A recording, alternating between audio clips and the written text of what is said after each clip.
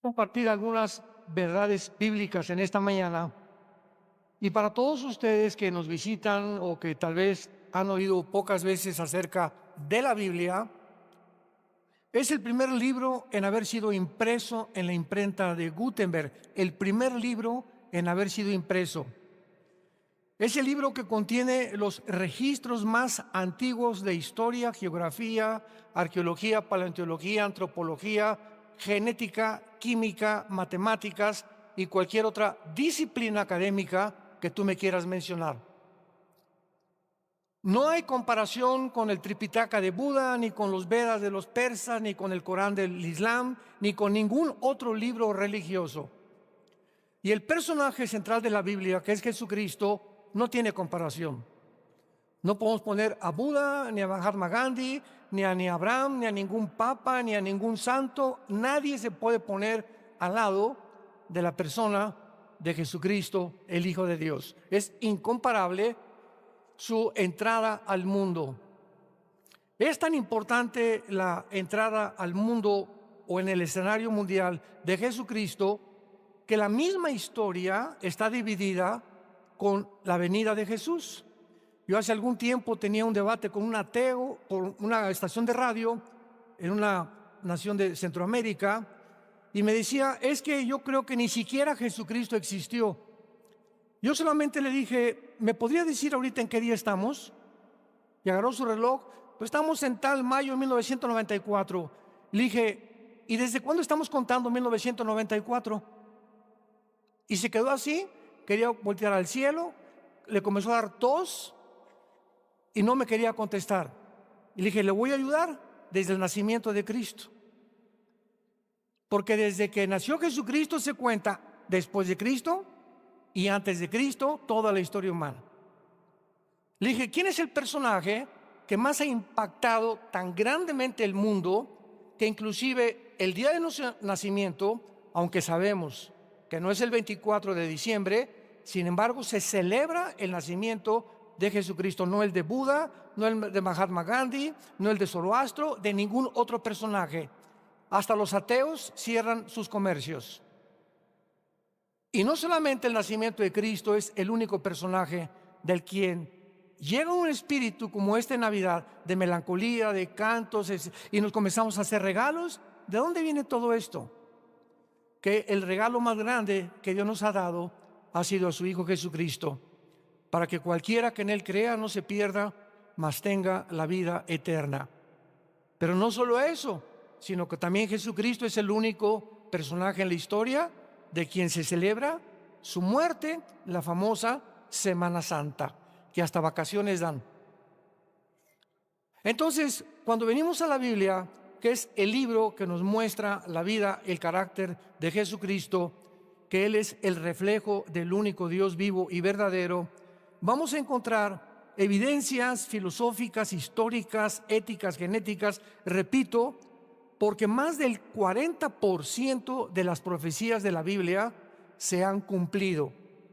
Una de las más grandes profecías que se cumplieron en el siglo pasado fue el 14 de mayo de 1948, cuando la nación de Israel, después de casi 2000 años de exilio, regresa de una forma sorprendente, asombrosa, que ninguna civilización nunca jamás había tenido lugar, un evento de una nación que haya sido exiliada al mundo y que no hayan sido absorbidos ni de su cultura, ni sus tradiciones, ni su religión, ni nada de lo que Israel había tratado de mantener y que lo mantuvo durante cerca de 2000 años. No ha habido eso. Aquí, por ejemplo, en Estados Unidos, cuando pasamos los mexicanos al otro lado o los que quieren vivir ya, guatemaltecos, nicaragüenses, hay un fenómeno, ¿verdad? Que al entrar a Estados Unidos, los mexicanos o los que viven o han nacido allá ya no quieren ni hablar español, porque quieren ser absorbidos por la cultura, no quieren ser diferentes a los demás y se visten con sus calcetines, su cachucha, quieren vivir tipo americano porque se tienen que adaptar. Italianos, alemanes ya no hablan italiano, ya no hablan alemán, pero no así sucedió con el pueblo judío. En las conferencias anteriores que dimos el viernes y ayer pueden ustedes encontrar mucho más información. Ahora, muy bien, veamos a continuación que muchos filósofos y muchos escritores han tratado de ofrecernos diversas interpretaciones acerca del origen del universo. Si hay aquí astrónomos, maestros universitarios, simplemente les recuerdo, o ateos, escépticos, o personas ateas, de que nunca, jamás, mediante la ciencia, se podrá investigar el origen del universo. Primer paso de nuestra tesis: nunca científicamente se podrá probar el origen del universo. Nunca se podrá probar científicamente quiénes somos, ni tampoco hacia dónde se dirige la humanidad. Ni Walter Mercado, ni el chamán, ni los brujos, ni Nostradamus, nadie nos puede decir con la exactitud y los detalles que están escritos en la Biblia. ¿Por qué digo esto? Porque para que algo sea científico, si hay aquí estudiantes de la universidad, tiene que ser demostrativo, tiene que ser probado en un laboratorio, en un tubo de ensayo, y es imposible que alguien pueda decir: yo estuve en la creación y así fue. Bueno, entonces los astrónomos comienzan a inventar. ¿Y qué fue lo que inventaron desde hace más de 2-3 siglos? Que el mundo se inició con una explosión que se llamó el Big Bang, y que a través de esa explosión entonces hubo una mezcla, una sopa de elementos químicos, y se produjo la vida. Y cuando comenzamos a examinar esta teoría, escuchen, que se adoptó como la verdadera teoría del origen del universo en Oxford, en Harvard, en Princeton, en Yale, en la Universidad de México y en las universidades del mundo entero. Y se adoptó además como algo evidencial que podían, y lo escribieron casi científico, que habíamos venido de Chita, que éramos el producto accidental de una evolución, cuando nunca, jamás en la historia se ha demostrado la evolución, porque jamás ha habido la mutación de una especie a otra especie. Y cuando se descubre en 1954 por los doctores Crick y Watson la molécula del ADN, el ácido desoxirribonucleico, se acabó. El 60% de los ateos se convirtieron, al darse cuenta que era imposible sostener mediante los aminoácidos, ni por la segunda ley de la termodinámica, ni por la biología, y menos ahora por la genética. Era una imposibilidad la evolución. Y se seguía enseñando en las universidades. Entonces vemos nosotros un mundo, ¿verdad?, completamente confundido, donde los científicos también postulan teorías que no pueden tener ningún sostén científico. Si alguien te dice comenzó por una explosión el mundo y el universo, ¿quién produjo la explosión? Y vamos a seguir con esta línea, como decíamos ayer. Y si hubo una explosión, ¿acaso la materia produce el pensamiento o la conciencia? Pienso, luego vivo, vivo, luego tengo que existir. Y si tengo que existir, tiene que haber una causa. Esta causa no puede estar dentro de mí, esta causa está fuera de mí. Así venían y discernían los filósofos griegos la vida. Platón, Sócrates, la mayor parte de los filósofos llegaron a la conclusión de que tenía que haber un Dios. Nunca descubrieron quién era ese Dios, pero no podían concluir que pudiera ser un accidente en la vida. Es un absurdo, es una irracionalidad filosófica del ser humano. Ahora, ¿cómo se originó la vida, verdad? Nadie nos puede decir cómo se originó la vida.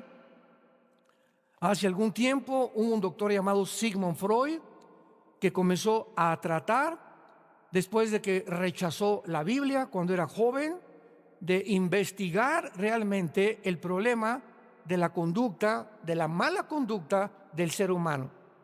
Entonces Freud comenzó a hacer experimentos con personas con problemas de carácter mental, y los comenzó a hipnotizar. Y al hipnotizarlos, él trataba de, después de la conciencia, pasarla a la subconsciencia, pasarla a otra conciencia, para que de forma inconsciente o subconsciente arreglarlos mientras estuvieran hipnotizados, regresándolos a la conciencia, pudieran estar sanados. Y finalmente atribuyó, es que el problema de los seres humanos está en la sexualidad infantil. ¿Y qué atribuyó Freud al ser humano? Que el problema se encontraba en la mente. Damas y caballeros que nos visitan, la Biblia es el único libro que nos dice quiénes somos. Pues lógico, si yo compro un carro en la Volkswagen y se me descompone, no voy a ir a la Mercedes-Benz a que me lo arreglen. ¿Por qué? Porque ellos no son los fabricantes. Entonces, si algo tiene un problema con mi carro, lo llevo con el fabricante. Y si un problema humano existe, no voy con el psicólogo que me ayude, ni con el psiquiatra, ni con la doctora Corazón. Tenemos que recurrir con el fabricante. ¿Y quién fue el fabricante? Dios, el Dios de la Biblia, el Dios y Padre Jesucristo. ¿Y qué dice Él? Dejemos que Dios nos hable, permitámosle a Dios que pueda exponer realmente lo que la revelación que nos dejó condensada en la palabra de Dios. Y Jesucristo nos dice aquí en la Biblia, a los que lo quieran apuntar, que somos un espíritu, número uno, que tenemos un alma y que vivimos dentro de un cuerpo. Entonces, el ser humano no es solamente intelectual, como dicen ateos, es que aquí hay moléculas moviéndose y somos el resultado de líquidos gástricos y las neuronas que expelen también ciertas cosas y ciertas sopas que se conjugan en el cerebro y de ahí viene el pensamiento. Y vuelvo a repetir, buscan la manera de poder explicarle al ser humano las barbaridades que no pueden explicar porque ellos no son los fabricantes. Entonces, si somos espíritu, el ser humano no lo sabe. Y entonces el ser humano se ha dedicado ¿a qué cosa? Alimentar la mente, o sea, el intelecto, filósofos, ciencias políticas, astronomía, y nada de eso está mal. Y el cuerpo, una buena comida, una buena alimentación, una buena bebida, no Coca-Cola, no harinas blancas, no sal, etcétera. Ejercicio, porque el cuerpo necesita un sostenimiento, así como la mente. Una persona que no lee un libro al mes, te vas a quedar hecho un chorizo. Dicen que en Europa leen 30, 40 libros mínimo los universitarios al año. Cuando se hizo la investigación en el continente americano, ¿cuántos libros se leían en México? 1 cada 3, 4 meses. Con razón. Tenemos que alimentar la mente. Pero ¿cuántas Netflix ves? ¿Y cuántos cuentos de Calimán te has leído? ¿Y cuántas telenovelas han visto? No se pierde ninguna telenovela. Por eso estamos como estamos. Así está el mundo completamente desesperanzado. Entonces baja Jesucristo, Dios manda al mundo a su Hijo Jesucristo hace 2000 años, y Jesucristo dice esto: no solo de pan vivirá el hombre, y se lo dice a Satanás, Mateo capítulo 4, sino de toda palabra que sale de la boca de Dios. Dios viene en la forma de su Hijo al mundo a decirnos: si tú eres espíritu, hijo mío, tu espíritu está completamente muerto. Y entonces estás tratando de comprender el universo, el mundo, mentalmente, intelectualmente, e intelectualmente es limitada el pensamiento y el conocimiento humano. Y cuando un ser humano quiere tratar sin el espíritu, intelectualmente, de buscar y conocer a Dios, acaba loco.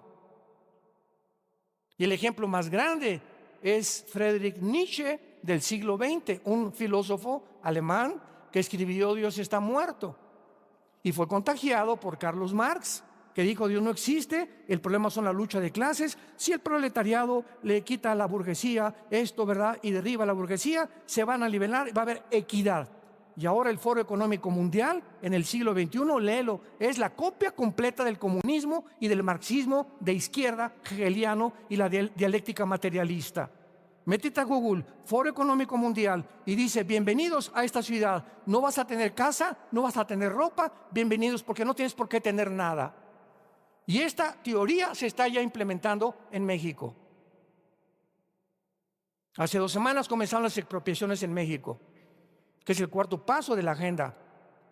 Y estamos aceptando y vamos al camino de Venezuela, de Cuba, de Nicaragua, de Colombia y de Bolivia. Y nadie está consciente de todas estas cosas. Seguimos como borregos, conformándonos solamente en mi mundo, sin interesarme lo demás, ni tampoco poner a Dios dentro de mi vida. Lo sacamos de la ecuación y por eso perdemos completamente el rumbo. Entonces Jesucristo nos dice, tu espíritu necesita alimento, y el único alimento para nuestra vida espiritual se encuentra en la Biblia. Dice el 2 de Pedro capítulo 2, deseen como niños recién nacidos la leche espiritual para que por ella crezcan para salvación. Entonces, si tú no tienes contacto con la Biblia, pues eres muy inteligente y esto y el otro, y vas a llegar un momento en el que con tanto conocimiento intelectual no vas a entender ni quién eres. Y se llegan ahora las personas más influenciables, más multimillonarias y los filósofos más grandes del siglo XXI a reunir en Davos, Suiza, una vez al año, con todos los exmandatarios, exsenadores, pensadores, filósofos, y acaban de declarar en el Foro Económico Mundial que somos dioses. Que somos dioses. Y que la Biblia no existe ni Cristo existe. Y que vamos a crear una superraza de seres humanos, porque tenemos ahora la tecnología, la cibernética, y tenemos ahora la genética para mezclar ya razas y mezclar las características del murciélago, que tiene un radar, y sacar el ADN del murciélago, mezclarlo con el ADN del ser humano o con el ADN de un león para que seamos hombres guerreros, y además con el radar, y mezclar así todos los ADNs cuando la misma genética lo impide. Y se vuelven mutaciones, ¿verdad? Se vuelven cosas híbridas o quimeras que no pueden tener ninguna realidad real, científica. Pero es la locura a la que hemos llegado, hermanos, en Cristo, damas y caballeros. Y tenemos que abrir los ojos para darnos cuenta que tenemos que comenzar a regresar a Dios. ¿Cuál es el verdadero propósito de nuestra existencia? El ateísmo, el humanismo, el materialismo y la evolución afirman que todo es material. Yo lo digo porque yo, antes de convertirme y conocer a Jesús, yo fui ateo. Yo me decepcioné de la religión, no de Jesús, porque crecí en colegios lasallistas, en la primaria, la secundaria, la preparatoria. Jamás nos enseñaron la Biblia, nos enseñaron una religión. Y cuando me dijeron que yo ya quería ser cura, a los 14, 15 años de edad, en el seminario salesiano de Acapulco, Guerrero, y me dijo el arzobispo en una mañana, todos los que éramos como 4 o 5 estudiantes, que estábamos puntos, nos entraron como acólitos. ¿Se acuerdan que antes había los acólitos? Y nos enseñaban el latín para que le contáramos al Padre. Cuando el Padre entra al altar, dice, me introduzco al altare Dei. Le teníamos que contestar a Deum Coletifica Juventudes Meam. Él dice, me introduzco al altar de Dios a ofrecer el sacrificio de Cristo por los vivos y los muertos. ¿Y qué dice la Biblia? Que ya fue sacrificado. Entonces, ¿qué es lo que estaba diciendo este señor al entrar a un supuesto altar? Que se brincaron la cruz y que ahora tenías que volver a recibirlo con la famosa comunión. Y te tomas la comunión el domingo, y el lunes, martes y miércoles te portas como diablo y la vuelves a tomar otra vez el domingo. O sea, Cristo entra y se sale, entra y se sale. ¿Y qué dice la Biblia? Les doy vida eterna para siempre. Y cuando recibes a Cristo es una vez y para siempre. Comienzo a leer la Biblia, mi hermano me la da, comienzo a leer Juan y me doy cuenta que habíamos sido engañados. Y encuentro que la verdad nos haría libres, se caen las vendas, abrimos los ojos por primera vez y nos damos cuenta cuál es la verdad. Y Jesús lo dijo en Juan 14:6, yo soy el camino, la verdad y la vida. Fuera de Cristo no hay ninguna verdad absoluta, porque vivimos en un mundo de relativismo, donde tu verdad es tu verdad, mi verdad es mi verdad. Mira, yo soy gay, déjame como yo estoy, tú eres como estás, no te metas. Mi verdad es esta, como dijo el fundador de la cadena CNN, verdad, de televisión, que ya vendió, tiene como el 35% ahorita de las acciones. Ted Turner se llamó, que se casó también con Jane Fonda, una muchacha artista del cine. Y Ted Turner se decepciona de Dios, de la religión, se vuelve ateo también, y dijo los 10 mandamientos de Ted Turner. y ahora yo voy a hacer mi vida, mi ética, mi moral, y voy a determinar qué es bueno y qué es malo.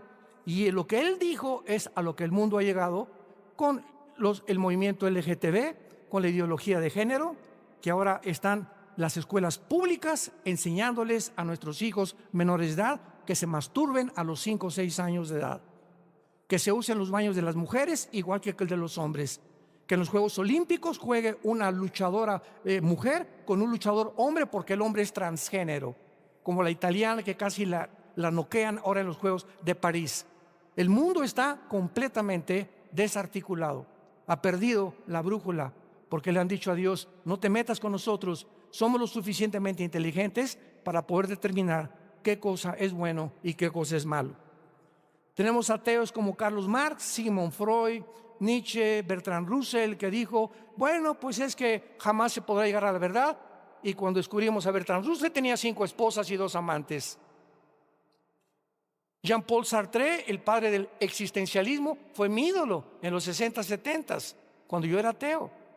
Sartre escribió El muro y la náusea. Esos libros yo me los devoraba cuando era joven, y en uno de sus libros, en El muro, dice Jean-Paul Sartre: veo un muro donde yo estoy tratando de poder determinar cuál es mi propósito en la vida, porque ya negué a Dios, y si no hay Dios, entonces ¿qué hay? Y pone ahí: me estrellé contra el muro porque no puedo brincar ese muro al otro lado. Y dice Sartre: yo sé que al otro lado hay algo, pero no puedo verlo. Y lo que él estaba diciendo es: he descubierto que estoy limitado, que por más inteligente que yo sea, no voy a poder comprender a Dios. Es necesario que Dios se revele a mi mente, porque por medio de mi intelecto nunca lo podré comprender, que es exactamente lo que la Biblia dice. Y su hija, antes de morir, le dice a Sartre: papá, ¿qué es lo que te pasa? Y Sartre le dice antes de morir a su hija: hija, ¿sabes cuál es mi tragedia?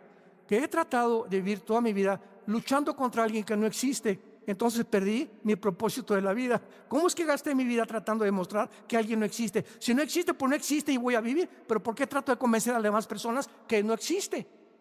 Perdí el tiempo. Y como dijo el gran filósofo francés, que igual que Laplace y que Kepler, etcétera, etcétera, que llegó un ateo y le dijo: mira, Dios no existe. Y le dijo este filósofo francés, que era cristiano: mira, lo único que te puedo decir yo es que si tú te mueres, dice la Biblia que te vas al infierno. Y si yo me muero, dice la Biblia que Jesucristo viene por mí para llevarme al cielo. Entonces, vamos a suponer este cálculo: si tú te mueres, yo no pierdo nada, ¿verdad? Porque dices que no existe nada. No hay Dios, no hay infierno, no hay cielo. Pero si tú te mueres y yo tenía razón, ¿qué amolada te vas a llevar? Prefiero creer a no creer, siguiendo una línea elemental de lógica filosófica natural. Ahora, ¿existe alguna moral absoluta? El mundo que vivimos dice que no hay ninguna verdad absoluta. Al contrario, todas son especulaciones, ¿verdad? Vuelvo a repetir: tu verdad no es mi verdad, no hay una verdad absoluta. Todo es de acuerdo a la perspectiva en la que tú percibas el mundo y el cosmos, etcétera, etcétera. Entonces, cada quien, como dice la Biblia, como ovejas nos hemos cada quien salido del corral, y unos piensan esto, otros, tratando como seres humanos limitados, frágiles que somos, vulnerables. Tenemos que morir, la vida es cortísima y pasamos el mundo como dioses. Estoy en un mundo que no entiendo, un cosmos que no sé ni por qué nací, pero yo sé que las respuestas están en mí. No puede haber alguien fuera de mí que me dé explicación de por qué soy como soy. Y esas personas así mueren exactamente, dice la Biblia, igual que como mueren las vacas, igual que como mueren los animales. ¿A qué me refiero? Los animales se despiertan, comen su comida, su cena, y se levantan, comen, otra vez, duermen y otra vez, y así pasa su vida. Y los seres humanos, dice la Biblia, que pasan su vida sin jamás haber descubierto que el Dios que existe tiene un propósito para tu vida. has vivido en las tinieblas, naciste en las tinieblas, viviste en las tinieblas, alcanzaste y fuiste presidente, y 5 compañías, como Steve Jobs, el que fundó la famosa, ¿verdad?, red de Apple, muere y dices que con todos los millones que yo tuve, murió de cáncer porque buscó brujos para que lo curaran. Dice Steve Jobs, jamás se puede descubrir la verdadera razón por la cual existí. ¿De qué me sirvió ser multimillonario? Jesucristo dijo, ¿de qué le sirve al hombre ganar el mundo si pierde su alma? ¿De qué te sirvió ser y tener el poder que pudiste adquirir y el dinero que alcanzaste? Y ya fuiste diputado, y ya fuiste gobernador. ¿Y después qué? ¿Que no sabes que la vida se te tiene que acabar? Y cuando se te acabe la vida, ¿qué es lo que vas a poder abrir al abrir los ojos? ¿La condenación eterna o el cielo que Jesucristo viene por nosotros? Y tenemos una sola vida para decidir lo que queremos hacer con nuestra vida. Ahora, muy bien, en Juan capítulo 17, que es una de las oraciones más maravillosas que se encuentran en la Biblia, Jesucristo ora al Padre antes de morir. Y podemos contestar en este pasaje realmente cuál es el propósito por el cual tú y yo nacimos. A los jóvenes se les enseña, hijo, busca una profesión donde hagas dinero. ¿No es cierto? No, papá, quiero ser futbolista. Pues mira, va a estar muy difícil, que ser como Messi o como Cristiano Ronaldo, ¿verdad? Te vas a morir de hambre. Quiero ser músico. No, pues mira, búscate una profesión donde hagas dinero. Siempre estamos impulsando y motivando a nuestros hijos el dinero, el dinero, el dinero. Y cuando esos padres se mueren, los hijos como alacranes están esperando que se muera el viejo para ver qué herencia les dejó. Y cuando tú te mueras y les dejaste $5 millones a tus hijos y todo lo que tú trabajaste, ¿para qué lo hiciste? Para dejárselos a hijos tuyos, a una herencia que tú dejaste, que nunca les hablaste de la vida eterna ni el propósito por el cual vienen a vivir. Tú le dejas a un hijo tuyo dinero, ese hijo se va a echar a perder y se convierte en una maldición para su vida. Pero si tú te mueres y tus hijos no tienen ni un petate donde acostarse, pero con la seguridad que tu hijo, mi Panchito y mi Carmelita, tienen a Jesucristo, te mueres en paz porque Dios se va a encargar de ellos. Y Dios los va a bendecir tarde o temprano. Y Dios va a hacer que les vaya bien en la vida tarde o temprano. Te mueres en paz. Entonces veamos los valores desde la perspectiva bíblica, desde la perspectiva divina. ¿Para qué vives? ¿Para hacer dinero? ¿Para hacer fama? ¿Publicidad? ¿Para que seas conocido? ¿Para que tengas poder? Porque dicen, bueno, pues es que si tengo dinero, ahora tengo poder.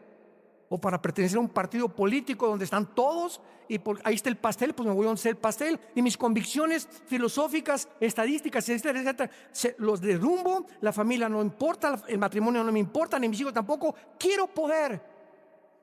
Quiero pertenecer a ese grupo político, quiero pertenecer a ese grupo de intelectuales. ¿Por qué? Porque quiero ser entre ellos, quiero ser grande.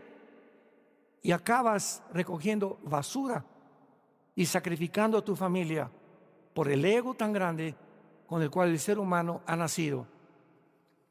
Dice Juan 17, Cristo antes de morir, estas cosas habló Jesús, levantando los ojos al cielo, y dijo, Padre, la hora ha llegado, glorifica a tu Hijo para que también tu Hijo te glorifique a ti. Como le has dado, vean lo que dice Jesús, que Él recibió del Padre una potestad, o sea, un poder. Dios le dio a su Hijo al venir al mundo un poder sobre todos los seres humanos, sobre toda carne. ¿Para qué? Para que Él nos diera la vida eterna. A todos los que le diste. ¿Y qué es la vida eterna? Que te conozcan a ti, al único Dios verdadero y a Jesucristo a quien tú has enviado. Dios manda a su Hijo para decirnos, diles que son peregrinos, que somos extranjeros y estamos habitando un mundo temporalmente. y que la vida no se acaba con la muerte. Y yo tengo que demostrarles que la vida no se acaba con la muerte. ¿Y qué hizo Jesucristo? Es crucificado, muerto, enterrado y resucitado a los 3 días.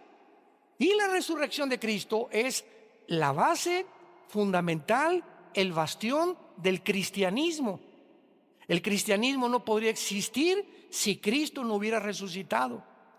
Porque si no hubiera resucitado, hubiera sido como todos los grandes líderes religiosos que acabo de mencionar, que ahí en la tumba de Buda, ahí está la tumba de Mahatma Gandhi, ahí está la tumba de Mahoma, ahí está, pero ve a Jerusalén y está la tumba de Jesucristo vacía. Y no solamente eso, sino las pruebas históricas que existen de la resurrección de Jesucristo. Entonces, si Jesucristo no resucitó, nosotros tampoco vamos a resucitar. Y si no hay resurrección de muertos, comamos, vivamos. ¿Para qué le soy fiel a mi esposa? El que no tranza no avanza. Aquí se trata todo de hacer dinero. Pues voy a chantajear, voy a defraudar, no voy a pagar mis deudas, voy a tratar de tener amigos por intereses políticos o económicos nada más. Voy a tratar de abrirme paso a como dé lugar. No me importa que sacrifique a mi familia, porque solamente soy yo. Hago mi jaula a mi alrededor y me meto en una pecera donde solo yo existo. Mis propósitos, mis intereses y los demás a mi alrededor, no me importa nada. Y viene Jesucristo y nos rompe esa cápsula en la cual nos habíamos encerrado y nos dice: el secreto de la vida no está encerrarte en ti, sino en vivir para los demás. En vivir para los demás. Yo no vengo a que ustedes me sirvan.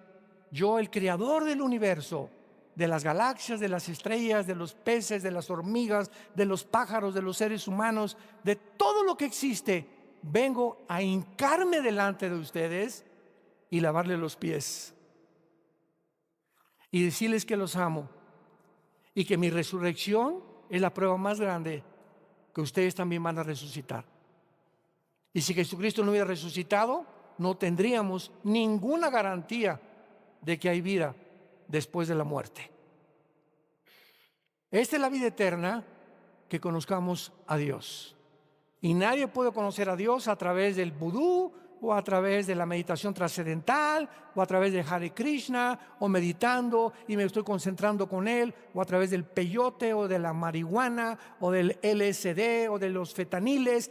Ninguna otra droga, ningún otro medio, ningún otro sistema inventado por los seres humanos, a través de ninguna religión vas a llegar a Dios, porque las religiones no salvan ni dan el conocimiento de Dios. El cristianismo no es una religión, es una relación personal, viva, dinámica, orgánica, con alguien que está vivo.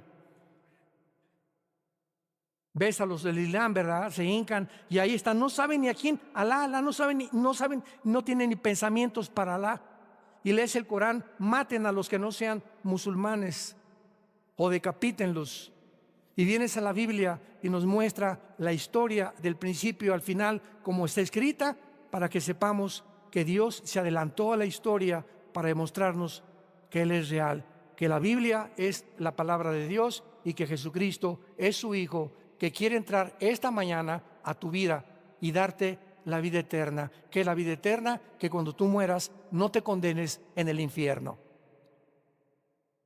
Cristo habló más veces del infierno que del cielo, y habló más veces de los demonios que de los ángeles. Era tan grande la preocupación, y Cristo en Getsemaní, saliéndole sangre por las capilaridades de su piel, que Él sabía que se iba en la cruz a enfrentar a todo el pecado de todos los seres humanos, a Satanás y a la muerte. Y le gritó a su Padre: si es posible, pasa de mí esta copa. Pero finalmente Él se rindió y le dijo: Padre, no se haga mi voluntad, sino tu voluntad. Porque de tal manera amó Dios al mundo que nos dio a su Hijo Jesucristo. Entonces Dios podía enviarnos palomitas y miren, yo los amo y les voy a dar, vayan al cine. Cualquier religión salva, sigan cualquier religión, pero Jesucristo desde el cielo nos manda un mensaje. No hay manera que tú tengas contacto conmigo si antes no conoces a mi Hijo en la cruz. No hay manera de conocer a Dios si antes no conoces a Jesucristo, porque es Jesucristo el mediador, el que nos conecta con la fuente de energía. Y si tú crees esto, tienes la vida eterna. Y cuando tú mueras, morirás en paz y abrirás tus ojos y tendremos miles de ángeles a nuestro alrededor que nos llevarán a la presencia de Dios. Y ahí podrás saber, valió la pena en la corta vida que Dios me dio haber creído en el Hijo de Dios. Ahora veamos claramente también que en la Biblia encontramos varias falsas doctrinas y casi todas las cartas de los apóstoles, como Timoteo, Filipenses, Gálatas, la carta a los Corintios, son advertencias que mientras estemos los cristianos en este mundo, se van a levantar falsos apóstoles, falsos profetas, falsos maestros que por todos lados van a tratar de engañar. Les voy a citar algunos rápidamente. Por ejemplo, hay una secta que se llama los Testigos de Jehová y fueron fundados por Charles Russell en 1844 y ellos profetizaron que Cristo vendría en 1874 y que el mundo acabaría en 1914. Ellos no creen en el infierno, no creen tampoco que Cristo es Dios, no creen en la vida eterna. Eso es una falsa, completamente un falso profeta. Tenemos al fundador de los mormones, José Smith, 1880. Este hombre, José Smith, un día llegó con su esposa y le dijo, ¿sabes qué? Que se me apareció un ángel que se llamaba Moroni. Y este ángel me dijo que fuera a cierto lugar, un montecito, e iba a encontrar yo unas tablas escritas en egipcio cuneiforme, y que yo las tradujera, y de ahí salió el libro del Mormón. Vamos a ver que fue una mentira. Y además le dijo a la esposa, y además me dijo el ángel que tú no eras la única, que puedo tener 10 igual que tú. Yo le he dicho muchas veces que si yo llego a mi casa mañana y le digo a mi esposa, duermo en el suelo. O me dice, ahí está tu maleta, ¿verdad? Y agarra carretera. O sea, viendo el politeísmo. Entonces, este hombre, José Smith, dijo esto, ¿verdad? Cosa que no es verdad, porque el libro del Mormón es una versión falsa de la Biblia King James en inglés, con algunas modificaciones. Tampoco ellos creen que Jesucristo es Dios, pero además tienen el libro del Mormón, la perla de gran precio, doctrinas y convenios, donde se introduce la poligamía, y fue muerto él en la cárcel, porque en ese tiempo la Constitución de Estados Unidos fue hecha y estaba prohibido tener más de 2 o 3 mujeres viviendo contigo. Lo mataron a José Smith en la cárcel. Tenemos a Jim Jones, 1978. ¿Se acuerdan de Jim Jones? Era, entre comillas, se decía pastor en California. Y entonces juntó un grupo como de 1,000 personas y se las llevó a la Guyana. Búscala, está subida en internet. Y se los llevó a la Guyana junto a Venezuela, y allá les dijo que era el milenio, que iba Jesús muy pronto a venir por ellos. Y entonces comenzaron todos a trabajar en el campo. Al año de estar ahí en la Guyana, comenzó a decirles a los hombres que sus esposas eran de él, y comenzó a tener relaciones con todas las mujeres del campamento casadas, y a tener hijos con todos. Y los hombres, de una forma incomprensible, pero comprensible espiritualmente porque eran demonios, se convencieron los hombres que él era Mesías y le entregaron a sus esposas. Tú dirías, yo tendría que estar loco para hacer eso, ¿verdad? Pero cuando un demonio entra a una persona y te altera las neuronas, ya no piensas de una forma normal. Comienzas a hacer locuras, precisamente por la influencia demoníaca en tu mente. Entonces Jim Jones, ¿verdad? Finalmente los senadores de Estados Unidos mandaron aviones para investigar qué estaba pasando en la Guyana con los ciudadanos americanos. Entonces él descubrió, y cuando iban saliendo de regreso los senadores que descubrieron que era un falso profeta, los mataron a todos en el aeropuerto. Hasta que al final él a todos los 1,000 personas del campamento les dio a beber en un Kool-Aid veneno, y todos se suicidaron, y él se pegó un balazo en la cabeza. Y tenemos a David Koresh también, David Koresh, 1993, en Waco, Texas, líder de la secta los Davidianos. Enseñaba que él era el ángel del Apocalipsis. Sedujo lo mismo a todas las mujeres y a los niños los violaba. Ordenó que compraran armas largas y cuando llegaron el ejército, la FBI, la policía para rodear el campamento y darse cuenta que no era un grupo cristiano, incendiaron completamente y se murieron quemados la mayoría. Y tenemos finalmente a Juan Carlos Miranda en el año 2000, líder de la secta Creciendo en Gracia. Ven el internet, Juan Carlos Miranda dijo primero que él era Cristo, después el anticristo. Y cuando entraba hacia el púlpito decían: damas y caballeros, Jesucristo en persona. O sea, ¿cómo puede un público, el día que Alán les diga Jesucristo en persona, ustedes van a ir a esta iglesia, ¿verdad? Benicia Alán, el pastor ya se volvió loco, ¿qué le pasa? Pero ¿cómo es posible, pregunta, que haya un público que acepte esto?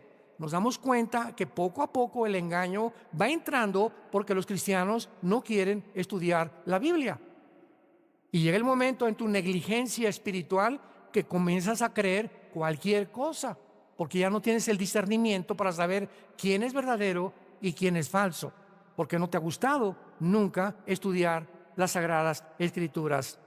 Y finalmente tenemos también extremos en las profecías bíblicas. Por ejemplo, hace algún tiempo oí que, no sé cuántos se acuerden de las famosas lunas de sangre, ¿se acuerdan? Que fueron las famosas lunas de sangre, y comenzaron las redes sociales que Cristo ya venía, que esto y que el otro, y que era la señal, y que él era el cumplimiento de Joel 2, 30 y 31. Vean lo que dice Joel 2, 30 y 31 en el Antiguo Testamento. Dice así: y daré prodigios en el cielo y en la tierra, sangre, fuego y columnas de humo. El sol se convertirá en tinieblas y la luna en sangre antes, por el amor de Dios, subraya esa palabra. ¿Cuándo va a suceder eso? Antes que venga el día grande y espantoso de Jehová, que es la segunda venida de Jesucristo. Entonces, ¿cómo pueden adelantarse, verdad, de que ya Jesucristo iba a venir cuando ni siquiera estamos en la segunda venida, cuando ni siquiera el anticristo ha surgido? Vinieron las vacunas y nos llegaban, pero cantidad de correos. Oiga, ¿la vacuna es del anticristo? ¿Es la marca del anticristo? Le dije: cabeza de melón. ¿No has leído Apocalipsis capítulo 13? Sí. ¿Qué dice? Que la marca del anticristo será aquí en la frente o en la mano derecha. ¿Dónde te ponen las vacunas? Aquí, hermano. Entonces, ¿cómo llegas a creer o a sugerir o a deducir que es la marca del anticristo? Pero las vacunas serán aquí y la marca del anticristo será aquí y será aquí. Tal vez un chip o alguna implantación que se haga por debajo de la piel, que pueda tener el control y tu información de quién es tu seguro social, qué enfermedades tienes, etcétera, etcétera. Y tú vas a llegar a una tienda, a comprar un coche, a vender una casa, y no podrás hacer ninguna transacción hasta que tú puedas pasar por ciertos aparatos como están actualmente en los aeropuertos ya en el mundo entero, y pueda detectar quién eres. Y cuando tú tengas la marca, tu condenación está completamente asegurada, porque las personas que se marcan con la marca del anticristo no tendrán salvación. Lo dice Apocalipsis capítulo 14. Entonces tenemos que abrir los ojos. Igual el anticristo, ahorita que entraron ya los islámicos a Siria, me llegaron correos anoche a las 11, 12 de la noche, me despertaron. Ya ni la muelan de despertarme. Oiga, este señor Al-Galani, el nuevo líder ahorita de los yihadistas ahí en Siria, te están diciendo que es el anticristo. ¿Qué dice la Biblia del anticristo? Que va a surgir cuando se junten 10 naciones, 5 de Europa, ya lo hablamos ayer, y 5 del Medio Oriente. Y una vez que haya un G10 de naciones, 5 de Europa y 5 del Medio Oriente, porque Europa va a quedar sola, Estados Unidos va a caer tarde o temprano, Rusia va a caer, va a quedar como un pollito desamparado. Europa va a tener que pedir el petróleo al Medio Oriente, y se van a unir Europa con el Medio Oriente. Y cuando esta unión haya, y la leamos en los medios de comunicación, de uno de estas 10 naciones saldrá el anticristo. Y lo hemos repetido tantas veces, lo enseña la Biblia por todos lados. Y el anticristo va a ser islámico, va a ser musulmán.